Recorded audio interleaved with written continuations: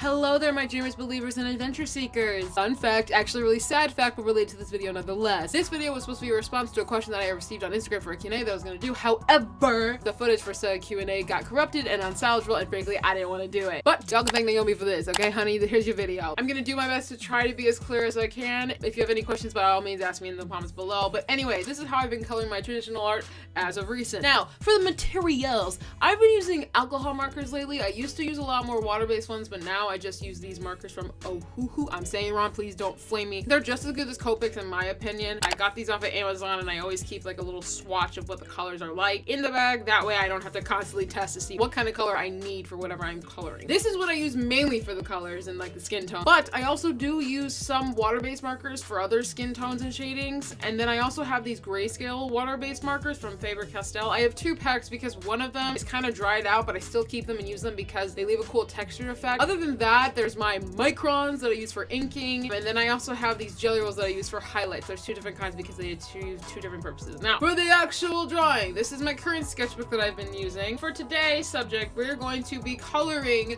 the wonderful, our favorite, or at least my favorite at least, our boy Tanjiro. I've already done the line work because frankly I didn't want to deal with that. But for the coloring, what I'll do is I'll work from the inside out. So I'll start with the skin tone, then the hair, then the clothes, and so on and so forth. So for the skin tone, I usually pick an area that's not really noticeable to like try that color to see if I like it. And then I'll kind of work from the outside to the in of that area. So for the hand, I'll start towards the thumb, then I'll work towards the inside of it. I also do this thing, and I think this is a habit that I used to do when I used to color with water-based markers, because with water-based markers, they don't really blend as well as the alcohol markers do. So I kind of would always color in the path of the panes of the face that you see. It's very helpful to know what that is, especially when it comes to shading and coloring. So I'll do that as like a layer, and then I'll also add the water-based like markers that I shown earlier if I want to add like shadows or if I want to add like rosiness to it. I will say for darker skin tones, I don't necessarily like using the alcohol markers because I feel like they don't come out as saturated as I like them to be. So what I will usually do is I will just use watercolors because I find it's easier to layer on the colors I need to get the kind of tone that I want. I usually will start with an orange base and then I'll kind of just add on the browns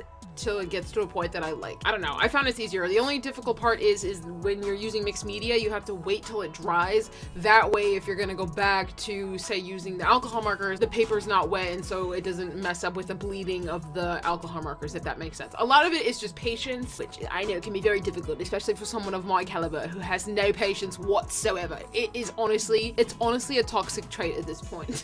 I tend to have to go back and forth to like reference myself. It's fine, every artist says that. For Tanjiro's hair, in the show he has like a reddish tint and it's shown as well in the manga when it's like color, but you don't really see that when it's like in the actual manga itself. So I try to do that, but it's kind of hard because the alcohol markers are very difficult for me to blend. I do have a blender pen, but I don't like using it because it doesn't work, but it's whatever. I do the best that I can. I kind of just like add layers. Layers are your friend, but you have to do it sparingly. You have to be very careful with it. I don't like to add too much all in the same time because sometimes it'll make the paper bleed weirdly, but it's fine. Back to the whole like picking a corner to see if it matches. This is an example of that because I can never remember how to color things. So I picked a color, it was wrong, it's fine, I can just deal with that. When I found the right color, went with it and went to town with it. It's fine that the one corner doesn't match because I'm gonna go over it later with either that same color of the correct color or take that color that I messed up with and kind of add it to the shadows a bit to kind of fool everyone into thinking that I know what I'm doing. Now, in Tanjiro's case, because his Demon Slayer outfit is black, I didn't want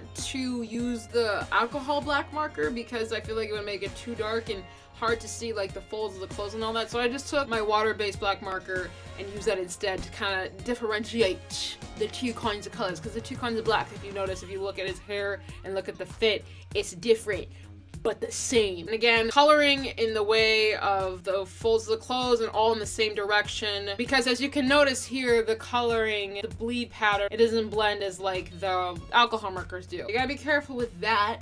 But once it dries, usually you can't really notice, but I get impatient and I just kind of deal with the consequences. Always use your references. References are good and fun. And yeah, I don't know, I'm not really good at explaining things. I kind of just do whatever, and you really just kind of gotta play around with markers and how they work and all that stuff. This is the jelly rolls that I use.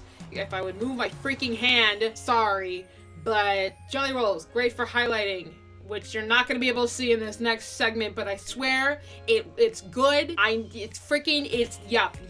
use the highlights for like the eye shines and like the hairs and you freaking, yeah. I know, this is not a really good tutorial, but I'm not qualified to do anything. Last minute highlights, last minute touch-ups, yada yada yada, so far and so forth. Sign that itch because you're gonna get mad when you don't. And there he is. That's the boy. This is a little bit more closer in detail and seeing how that works. You see how it looks? This is nice. Look, you can even see the calluses in the hands. Amazing. Anyways, that's the tutorial. And now that's the mess I gotta do. Anyways, thanks for watching my time lapse because what kind of tutorial was this? Ha! So I'm out, but I got a place to go, people, new worlds to conquer. Till next time, forever and always, Nadia. Bye!